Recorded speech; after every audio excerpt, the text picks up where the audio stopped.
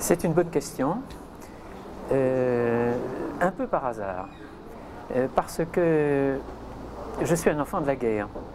Mes parents ont divorcé assez vite, mon père s'est remarié, a redivorcé, j'ai eu des retards dans mes études, et il se trouve que vers l'âge de 19 ans, il y avait une seule place disponible après la session du baccalauréat de septembre, qui était sciences expérimentales.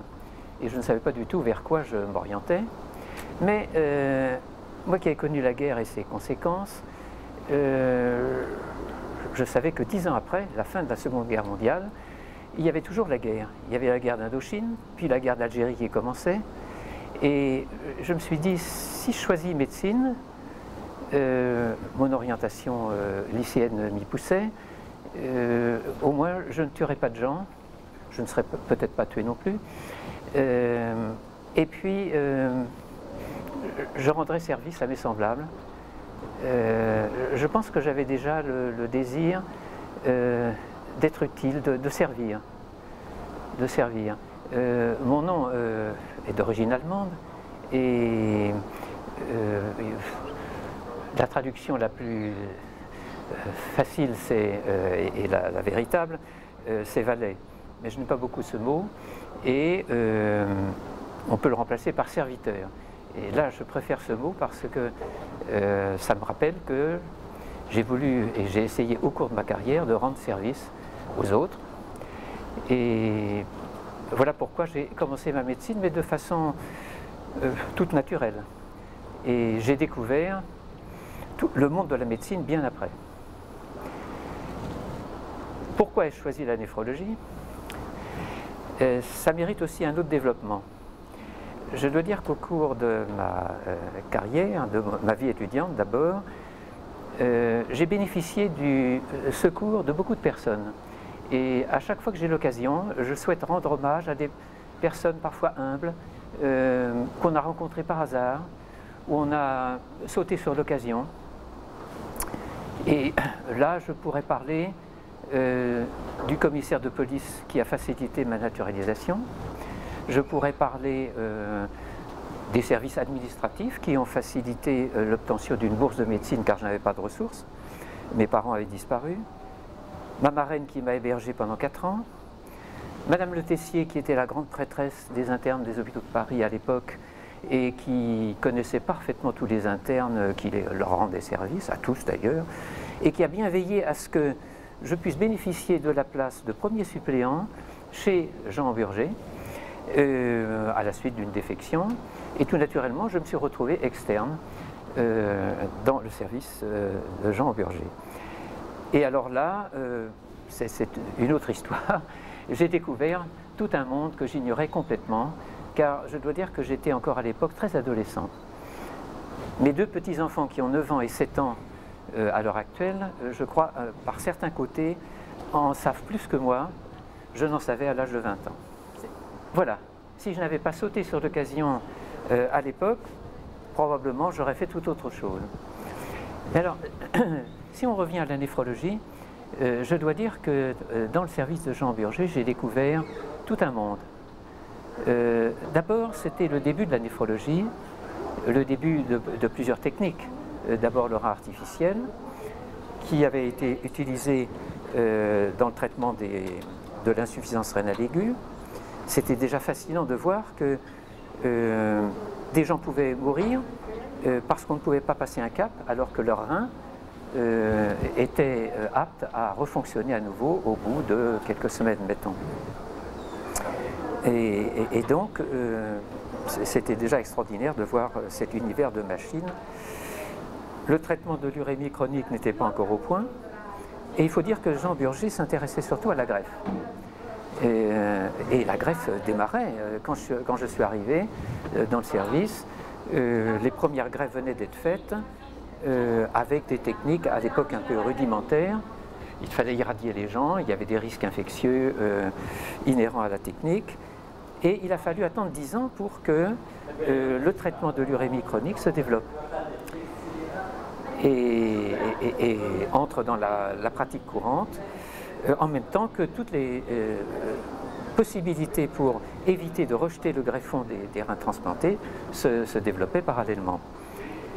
Et puis c'est au bout de ce délai qu'on a vu que toutes ces techniques en réalité étaient complémentaires.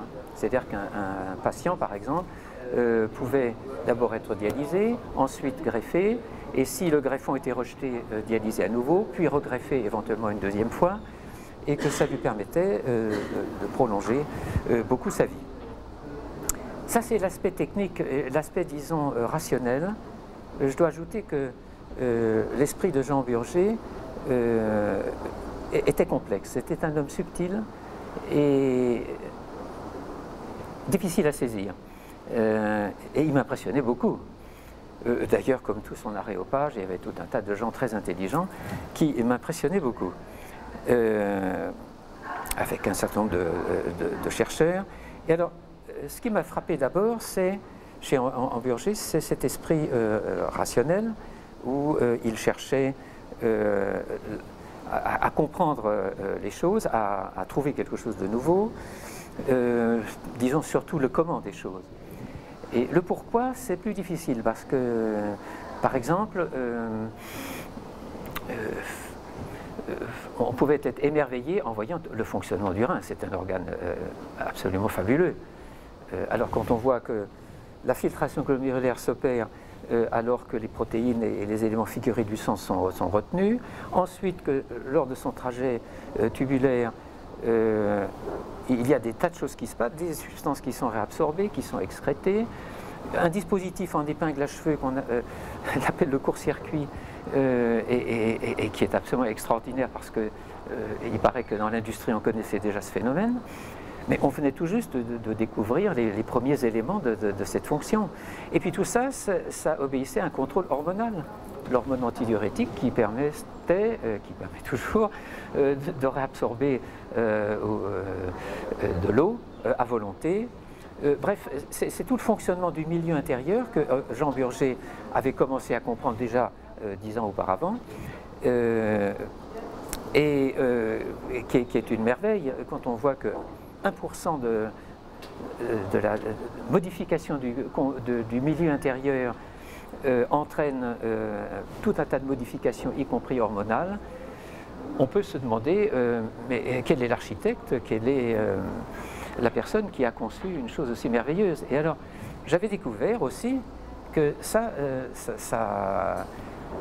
avait trait à la question du pourquoi, mais qu'il y avait des pourquoi que Burger considérait comme ne devant pas être posés. C'est-à-dire qu'il n'y avait pas de solution, et il se méfiait beaucoup de la transcendance, tout en reconnaissant qu'elle est indispensable à la vie, et que dans un monde dont les connaissances sont finies, parce qu'on ne connaît pas tout, et quand on continue à apprendre quelque chose, on s'aperçoit qu'on ne fait que reculer la frontière.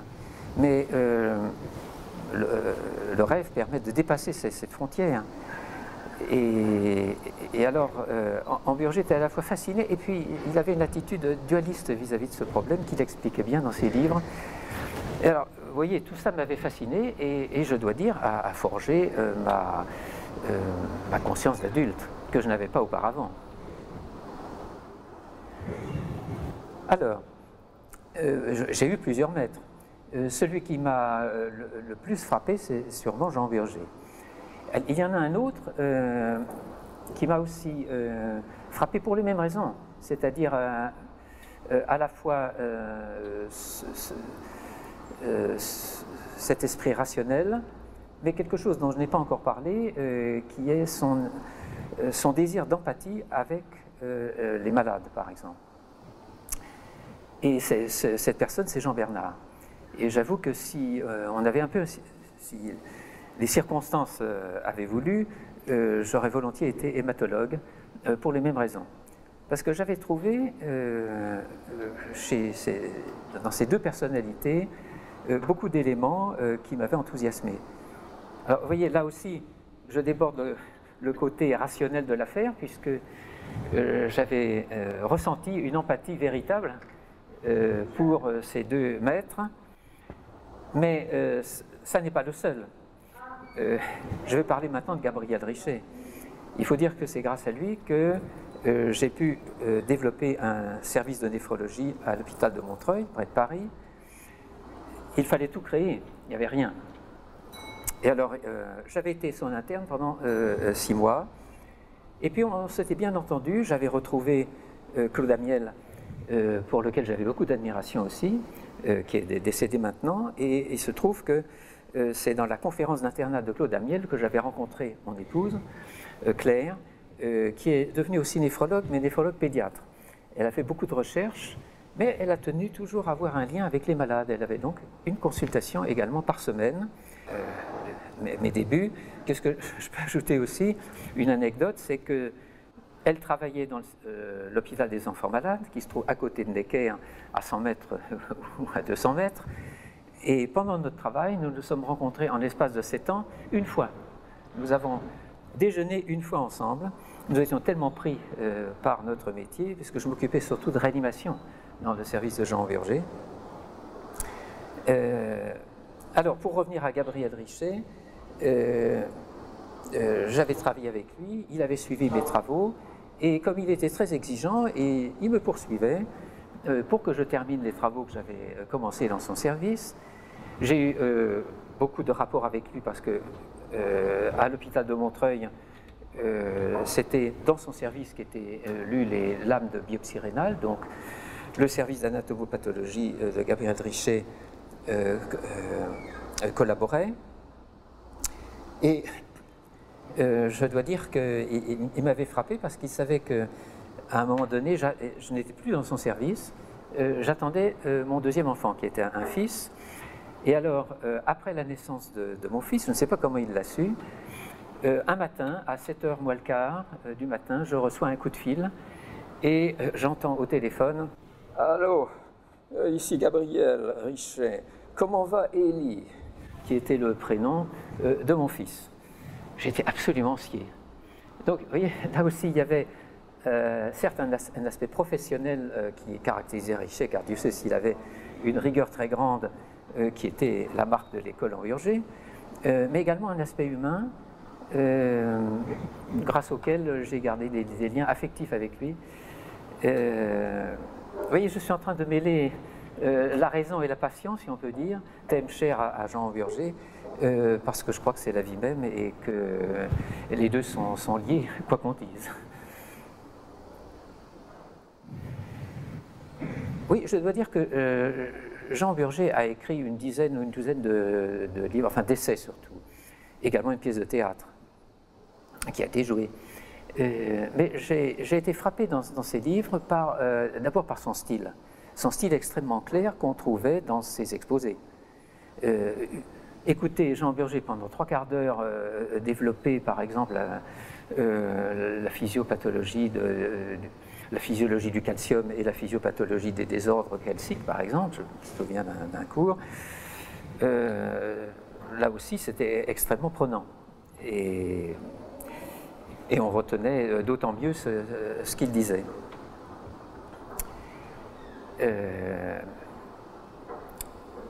Alors, la deuxième chose, c'est que dans ses livres, justement, il avait un esprit extrêmement clair, outre son style, et il abordait tous les problèmes humains, éthiques également, qui étaient en discussion à son époque, qui ont beaucoup évolué depuis, parce qu'il y a beaucoup d'aspects d'éthique qui n'étaient pas discutés à son époque. Et disons que ça m'a servi d'élément de réflexion.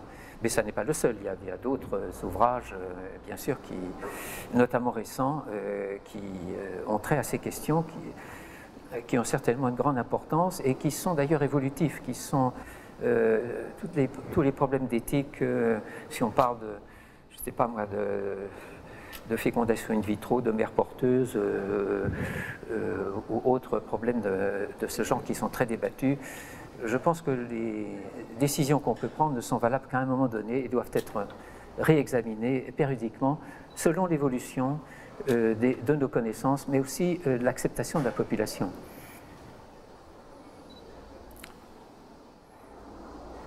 peut-être qu'un maître idéal serait un maître qui a à la fois les connaissances de base et de sa spécialité, si c'est une spécialité, mais également des qualités humaines qui emportent l'empathie de ses élèves et qui prêche par son exemple. Il faut voir ce maître à l'œuvre. Et je dois dire que Jean Burger, je l'ai vu à l'œuvre, Jean Bernard aussi, mais je pourrais aussi, et Gabriel Trichet aussi, peut-être moins dans ses consultations. J'avais assisté aux consultations de Jean Burger, puisque je les préparais, et je voyais une première fois le patient, je faisais tout son dossier, je faisais tout ça à la main, je prescrivais des examens, et Jean Burger, une quinzaine de jours après, revoyait la personne avec tous les résultats que j'avais demandés. J'avoue que j'avais une certaine terreur en me disant j'ai oublié tel ou tel aspect, j'ai mal examiné le patient, il va trouver quelque chose que je n'ai pas trouvé. C'est vrai. Mais en même temps, c'était extrêmement instructif pour cerner l'ensemble de sa personnalité, que je n'ai d'ailleurs jamais bien cerné. Et je ne sais pas si quelqu'un a réussi à le faire réellement. Oui, parce que je dois vous dire qu'à l'hôpital de Montreuil, où j'ai exercé pendant 25 ans, j'ai commencé par l'unité de néphrologie, l'unité d'hémodialyse, l'unité de dialyse à domicile, une unité d'autodialyse en liaison avec l'ORA, qui est une association qui s'occupait de ce genre de questions, et un service de réanimation polyvalente quelques années après. Donc il y avait là toute une panoplie qui nous a rendu bien service, et j'espère aux malades aussi, et où j'ai été confronté, ainsi que mon équipe, aux problèmes posés par l'éthique en réanimation. Jusqu'où faut-il aller? C'est un problème extrêmement difficile. Alors, je dois dire que je voudrais dire plutôt que je dois rendre hommage à toute mon équipe, mes collaborateurs médicaux, les infirmières, les aides-soignantes, les agents hospitaliers, même les agents administratifs qui m'ont aidé tout au long de cette tâche. Et les décisions qu'on pouvait prendre étaient des décisions collégiales, collectives, quand on discutait de cas difficiles. Je me souviens qu'en réanimation, il y avait Boris Rapin, qui est un des grands noms de la médecine de réanimation en France, qui est mort il y a déjà une vingtaine d'années, et qui avait aussi un esprit extrêmement clair, c'était aussi un grand homme, je crois, et qui nous avait dit, bon, s'il n'y a plus rien à faire ou si les chances qu'un malade survive sont extrêmement faibles, il faut veiller à ce que 3 impératifs soient respectés, que le malade ne souffre pas, que le malade n'étouffe pas et que le malade n'ait pas soif. Ce sont des circonstances très pénibles dans les derniers moments. Bien sûr, il n'était pas question, comme on le soulève maintenant, ni d'acharnement thérapeutique, ni à l'inverse d'euthanasie, c'est-à-dire de donner délibérément la mort, comme ça se fait légalement dans un certain nombre de pays européens. Donc, j'ai vraiment été confronté à ces problèmes. Personnellement, je n'ai pas d'opinion bien arrêtée. Je ne peux pas donner un catalogue de décisions passe-partout, parce que je pense que pour chaque cas particulier, c'est très difficile et qu'il y a une infinité de facteurs qui interviennent. Des facteurs personnels, des facteurs familiaux, des facteurs d'environnement, et que quand il y a très peu de chances pour qu'un malade survive, il faut avant tout qu'il ait un confort de fin de vie, quand on sait que très vraisemblablement, il va mourir. Alors, c'est toujours la même chose, on n'a jamais la certitude à 100%. Les réanimateurs ont créé ce qu'on appelle des indices de gravité. Il y en a une quinzaine peut-être qui ont été créés par différents auteurs, intéressant principalement la réanimation, quelques-uns pour la néphrologie, mais là encore, qui ne sont pas valables dans toutes les situations. Par exemple, un auteur espagnol a préparé un indice spécifique pour les malades atteints de nécrose tubulaire aiguë, des malades en gros atteints d'insuffisance rénale aiguë, pour essayer d'avoir la plus grande sensibilité et la plus grande spécificité possible, c'est-à-dire de reconnaître, comme on dit, les vrais positifs et les vrais négatifs. Là aussi, je crois qu'on ne peut pas, et je crois que les réanimateurs sont d'accord, se baser uniquement sur ces indices. Le facteur humain compte également, et chaque cas individuel doit être pensé collectivement, en fonction des données de la science, mais en fonction du patient et de son environnement.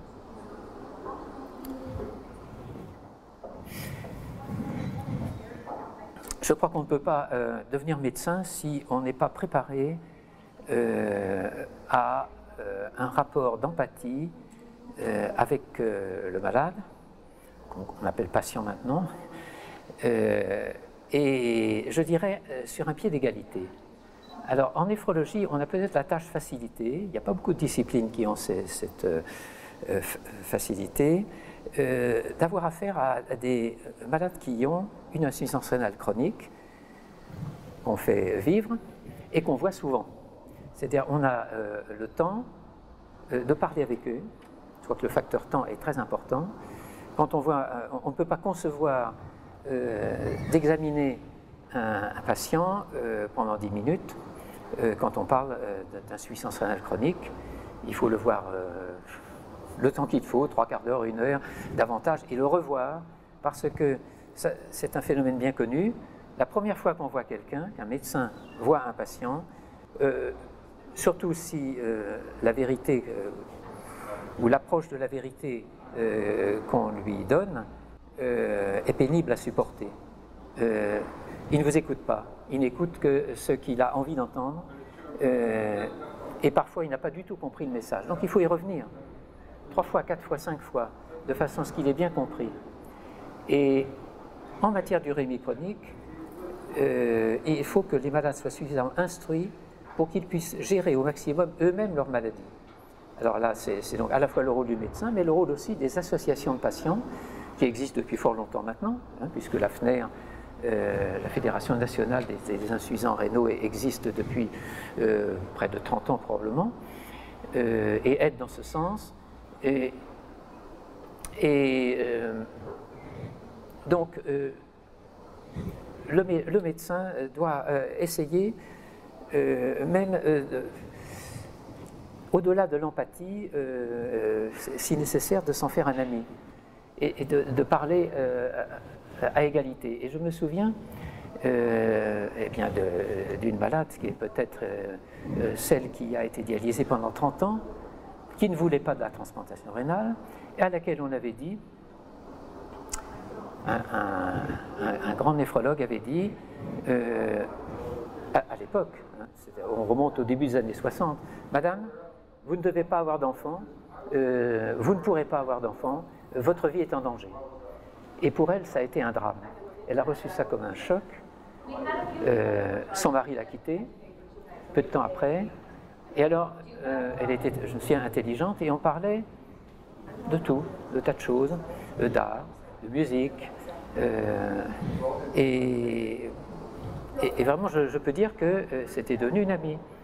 D'ailleurs, un autre néphrologue qui l'avait suivi auparavant s'en était fait aussi une amie. Vous voyez, là, ce sont des exemples peut-être privilégiés, mais personnellement, les meilleurs souvenirs que j'ai de ma vie professionnelle, c'est certainement les moments d'un dialogue, d'un colloque singulier, comme on dit, avec le patient en consultation. J'ai eu la chance de ne pas choisir de faire de clientèle privée. Donc, je n'avais pas le souci du paiement à l'acte et je pouvais passer 1 heure ou 1 heure et demie avec les patients et ça m'a paru extrêmement important. Et c'est quelque chose que je dirais à un futur néphrologue.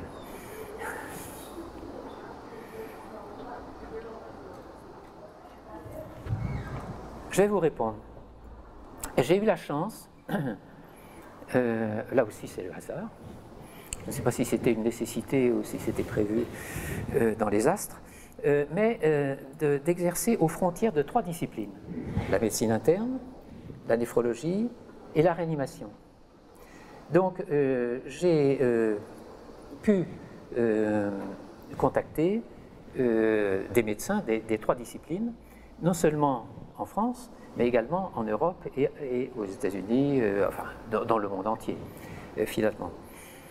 Et pour moi, c'était extrêmement enrichissant, parce que j'ai pu mener, par exemple, des études multicentriques avec une vingtaine ou une trentaine de centres, aussi bien de néphrologie que de réanimation.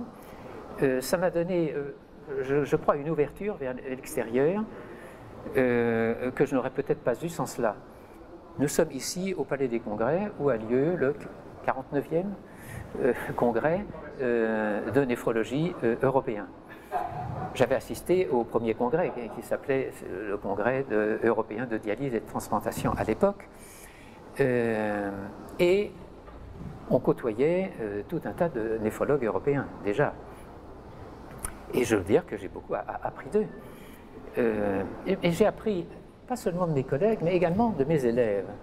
Ça, c'est un point sur lequel je voudrais insister, c'est que l'enseignement, à mon sens, doit être bidirectionnel. C'est-à-dire que je peux essayer de transmettre mon savoir, non pas de haut en bas, mais là encore sur un pied d'égalité. Et mes élèves, vous savez, il y a des centaines d'internes qui sont passés dans le service de M. Engurger, puis dans mon propre service, dont certains sont devenus des célébrités, et qui m'ont appris beaucoup de choses, y compris des gestes techniques. Par exemple, des détails sur une spécialité que je n'avais pas pu exercer au cours de mon internat. Comme en neurologie, par exemple. Je ne suis jamais passé dans un service de neurologie. Donc, je sais pas, est-ce que ça répond à votre question? Je crois vraiment que, là aussi, sur le plan international, tous les contacts que j'ai pu avoir m'ont enrichi. Oui, c'est une très bonne question.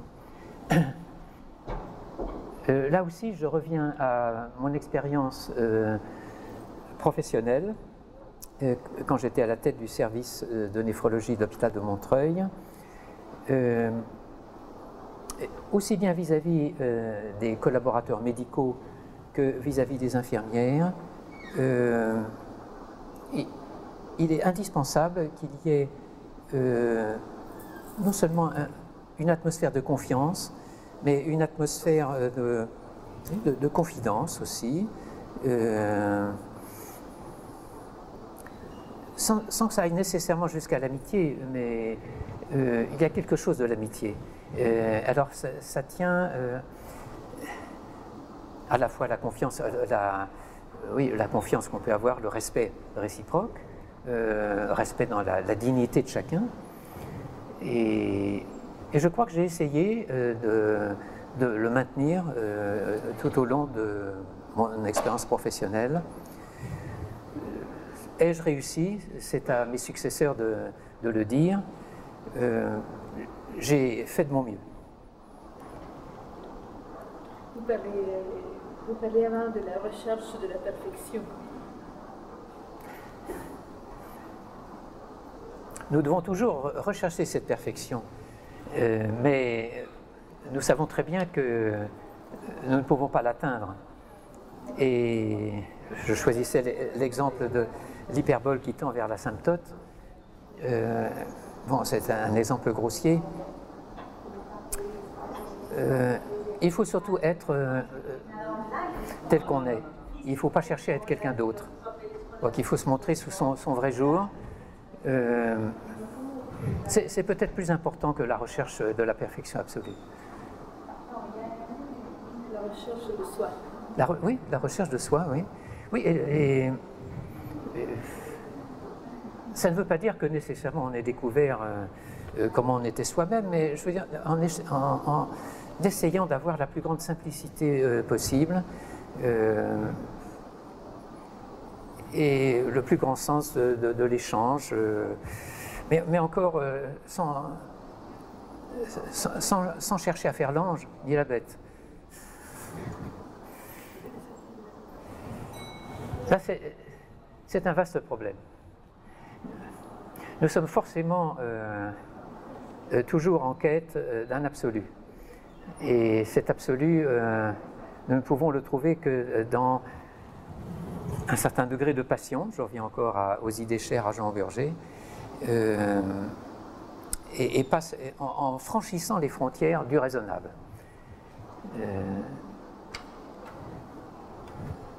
Je ne sais pas comment le dire mieux que cela. En franchissant les frontières du raisonnable. Oui, parce que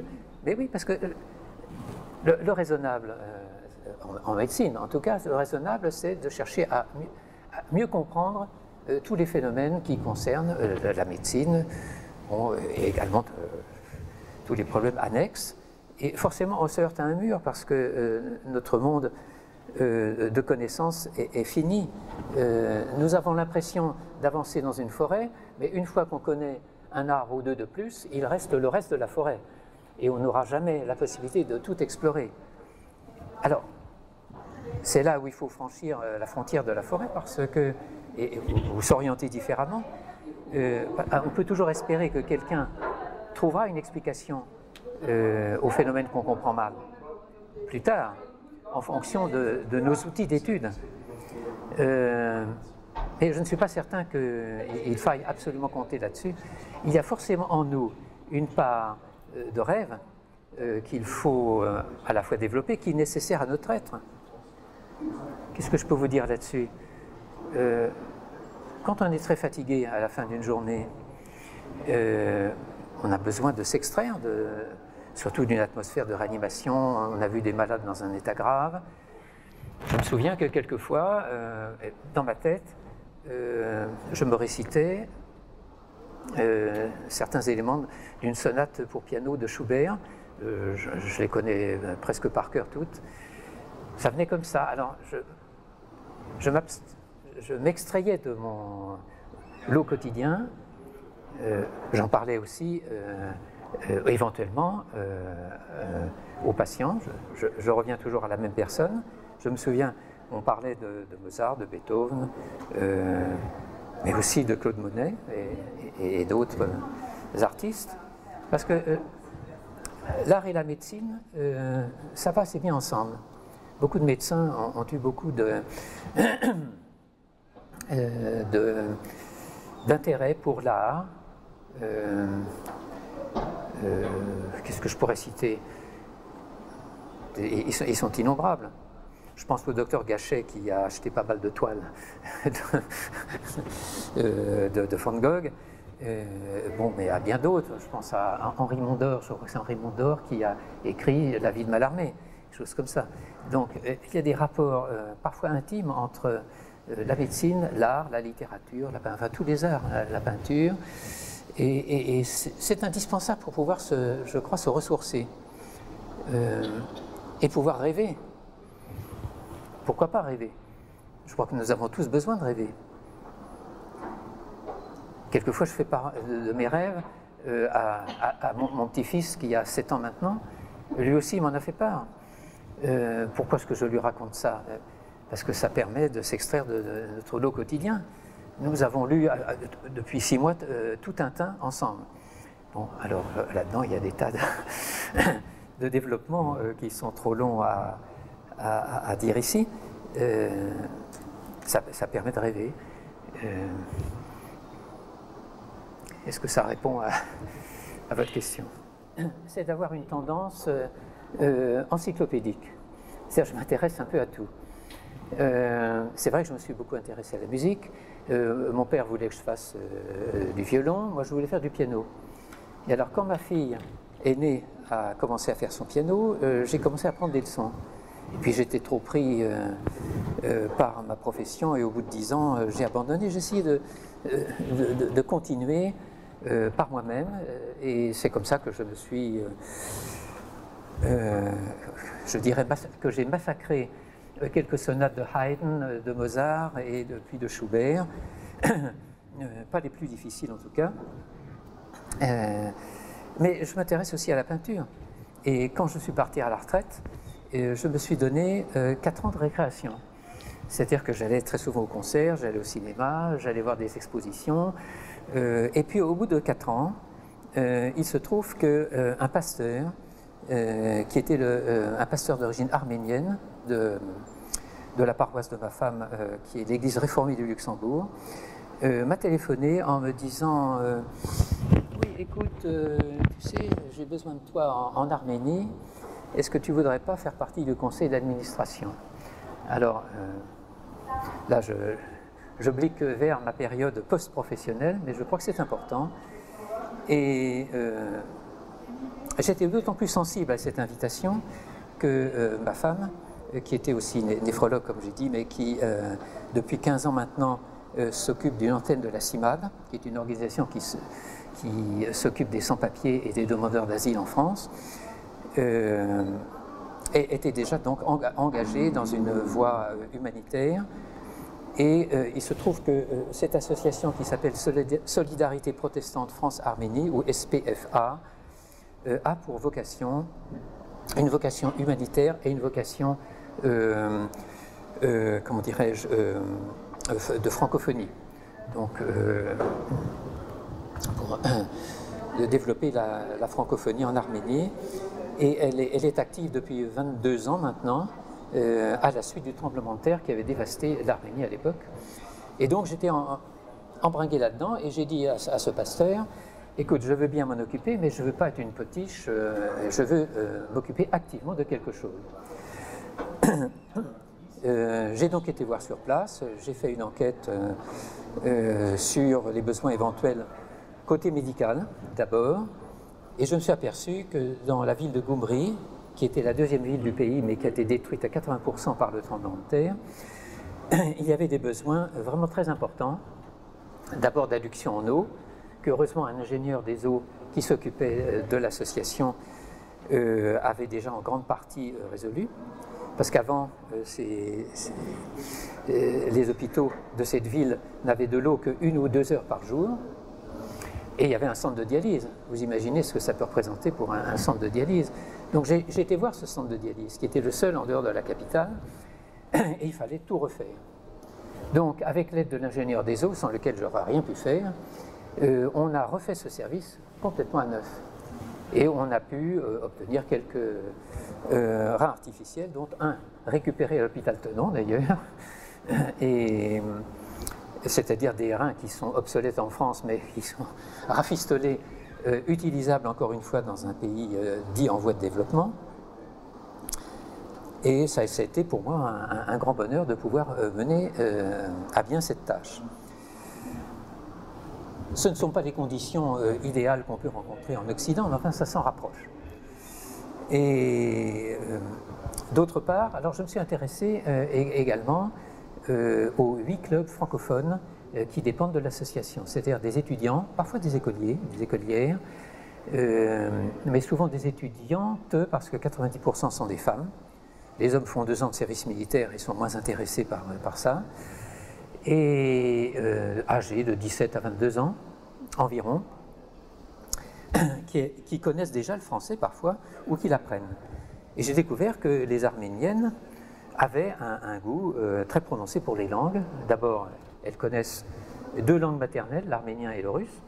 Et évidemment, l'anglais a une prééminence, c'est vrai, mais le français essaie de se maintenir. Et on a fait ça en liaison d'ailleurs avec des clubs germanophones. Il y a 4 clubs germanophones sous l'égide d'un pasteur allemand qui avait épousé une Française.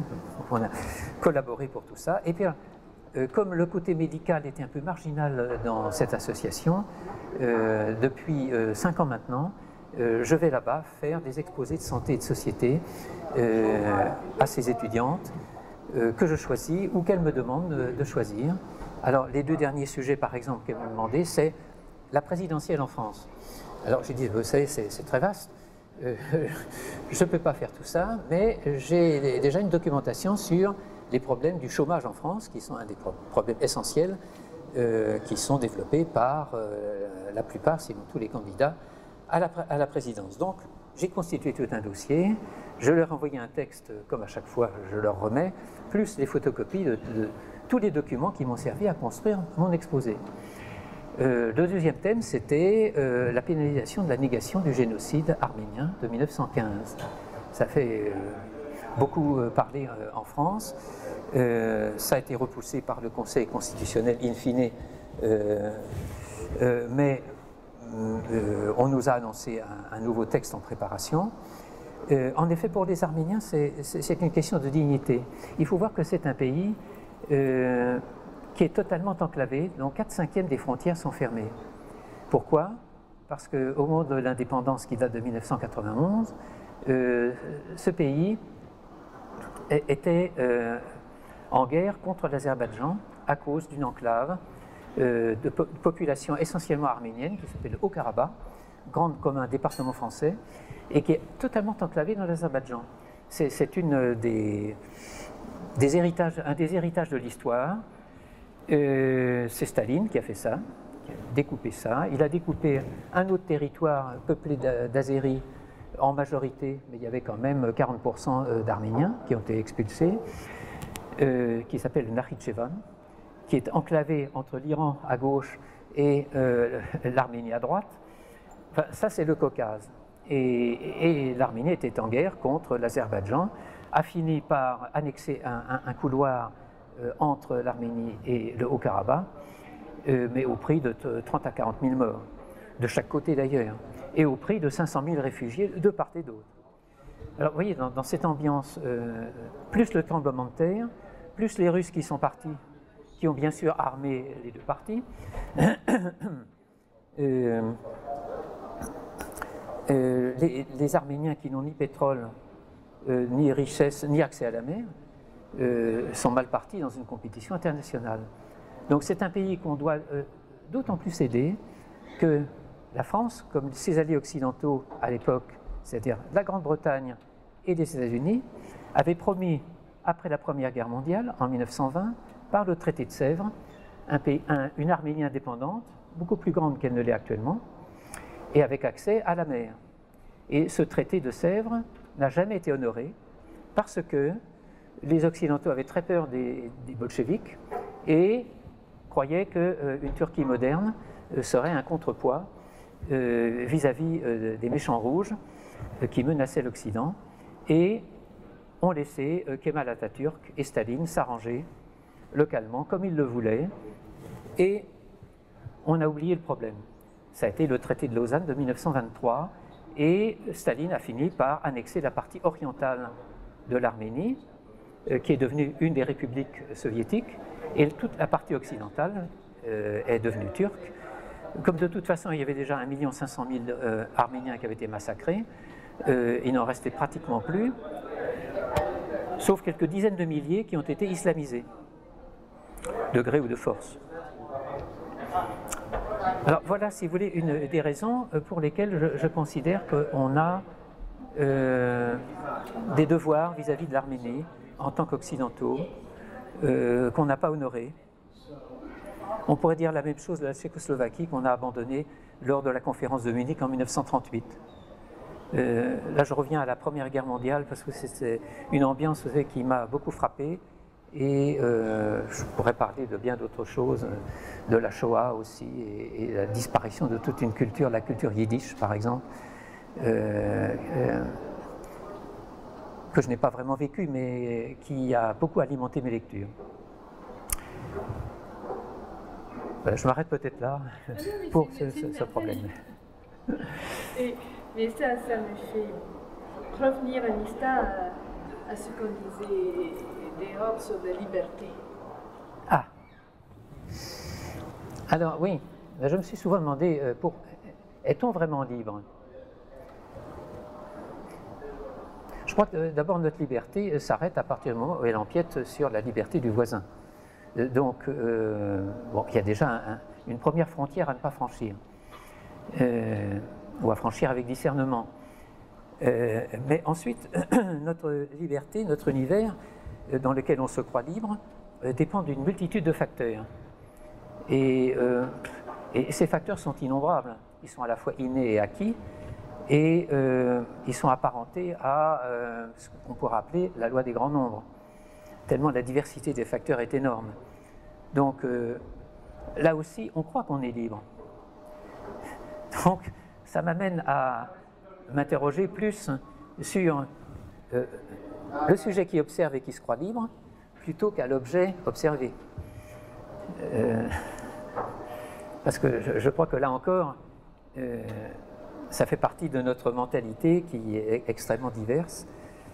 Et j'aurais beaucoup de mal à définir un peu mieux ce qu'est la liberté. Je pense que d'une façon générale, quel que soit le métier, nous bénéficions des avancées de nos ancêtres, ceux qui nous ont précédés et qui ont préparé le terrain. C'est valable aussi bien dans n'importe quelle profession que dans les arts, pour reprendre un exemple dont on a déjà parlé.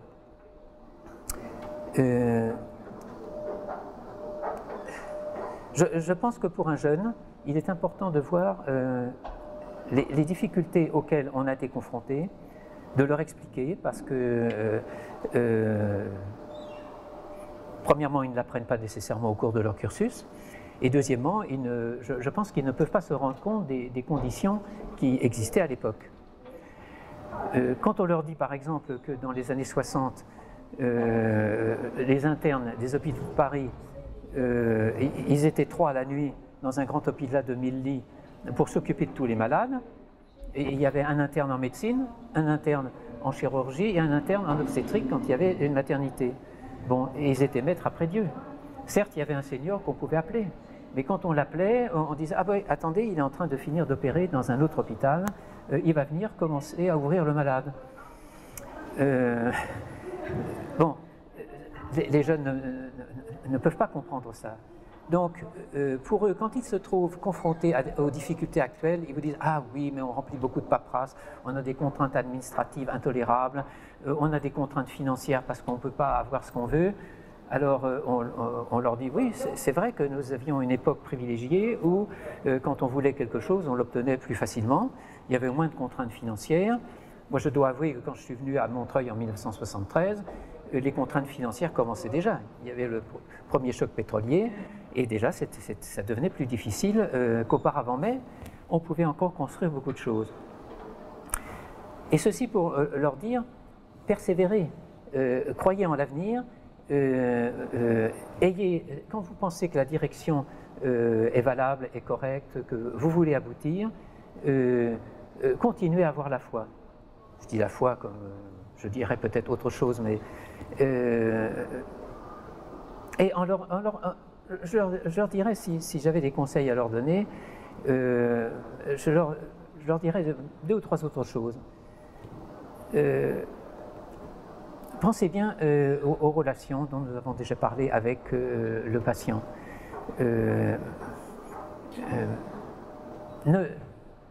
Méfiez-vous des contraintes financières, des contraintes de l'argent.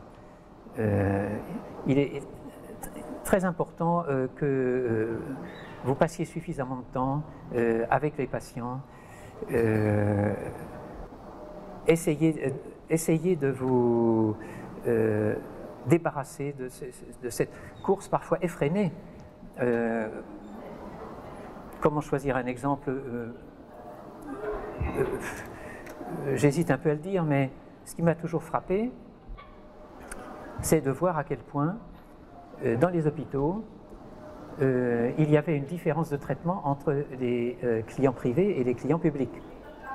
Alors, moi je me suis toujours insurgé contre ça, et je n'ai jamais voulu faire de clientèle privée. Au cours de ma vie professionnelle, j'ai vu que sauf un bref intervalle, j'ai vu que cette dérive continuait, je constate qu'elle continue à l'heure actuelle, et même qu'elle s'amplifie. Et je dirais fortement à mes élèves, non, ne vous laissez pas détourner par ce problème, ayez toujours en perspective votre équilibre personnel, l'équilibre de votre entourage, de votre équipe, et le meilleur traitement vis-à-vis des patients que vous pouvez imaginer. Le problème de l'argent, certes, il en faut un peu, mais pas trop. Ensuite, vous n'avez plus le temps de le gérer. À quoi ça vous sert d'avoir une piscine dans votre maison privée si vous ne vous baignez que 2 fois en un an? Bon.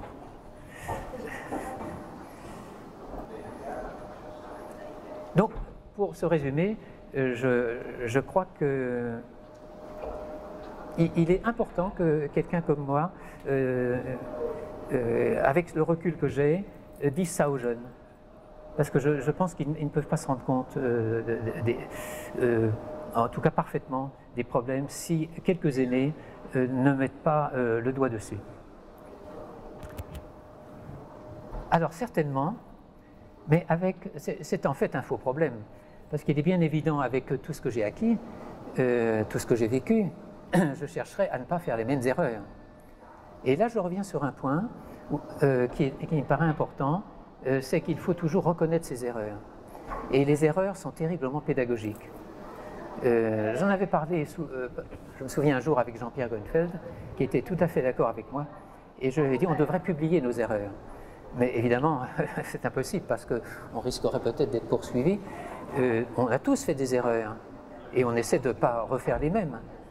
On les a faites bien sûr involontairement, on a cru bien faire à un moment donné, mais il faut tâcher de s'en inspirer. Et je crois que j'essaierai de faire, mais je referai sûrement la même chose parce que j'ai eu tellement de joie, beaucoup plus de joie que de déconvenue, et notamment la joie de voir que 13 ans après mon départ de l'hôpital de Montreuil, ce service qui a été scindé en 2, réanimation d'une part, néphrologie et dialyse d'autre part, continue sous de bons auspices, et on me jure que le même esprit que j'avais essayé d'insuffler à l'époque se poursuit, je veux bien le croire. Je crois que je vais me répéter là, hein, parce que je l'ai déjà dit, on retombe sur les mêmes items que j'ai déjà développés, l'équilibre personnel certainement, est-ce qu'il a bien réfléchi à sa carrière, à ses impératifs, il faut qu'il y trouve suffisamment de gratification. Le respect de son environnement, le personnel, s'il est dans une structure hospitalière, ses collègues, les patients. Donc vous voyez, c'est multifactoriel. Et sûrement travailler dans la joie.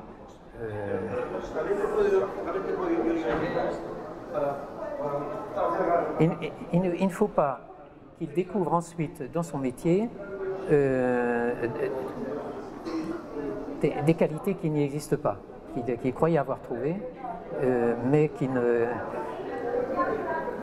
rencontre pas. Mais c'est difficile à expliquer parce que les mentalités évoluent, et puis les caractères aussi. On insiste beaucoup maintenant sur l'augmentation du nombre de médecins qui sont déprimés, qui ont ce qu'on appelle un burn-out. Bon, et certains se suicident. Bon, il est certain qu'au départ, ils n'ont pas pensé à cette éventualité. Bon, ils sont débordés par la profession, par toutes les tâches, et là, je dirais, attention, si vous vous engagez, il faut que vous soyez soutenu. Alors installez-vous, surtout si vous êtes un peu fragile psychiquement, dans un cabinet de groupe. Certainement. Alors on dit beaucoup, il faut forcer les médecins à aller dans des zones rurales désertifiées. Mais il faut voir les conditions dans lesquelles ils y vont. S'ils sont tout seuls, pour 3 ou 4 000 habitants répartis en une quinzaine de hameaux, dans un paysage de montagne où il faut tenir compte de l'enneigement ou des difficultés de circulation, ils vont y aller à reculons, ils ne vont pas choisir. Donc là, il faut qu'il y ait un environnement convenable.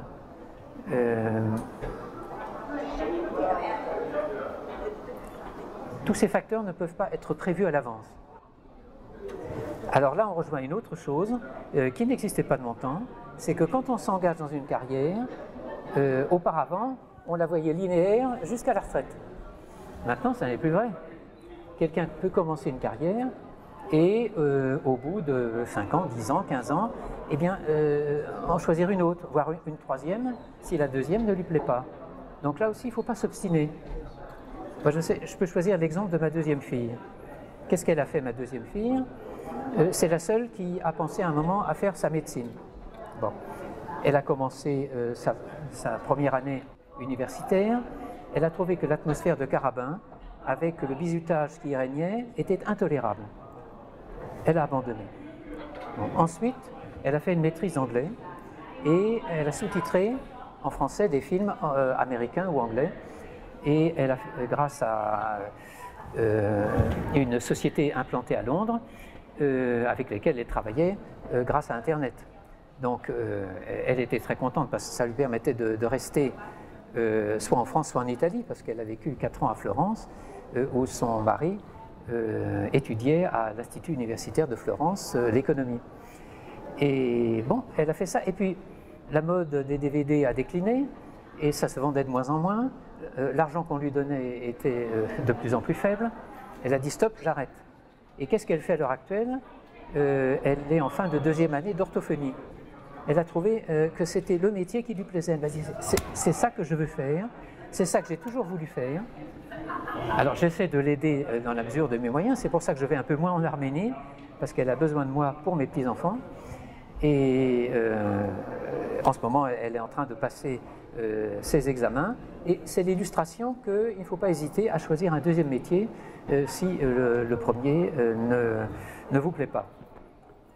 Est-ce que vous avez envie d'ajouter quelque chose? Non, je crois que j'ai vraiment tout dit.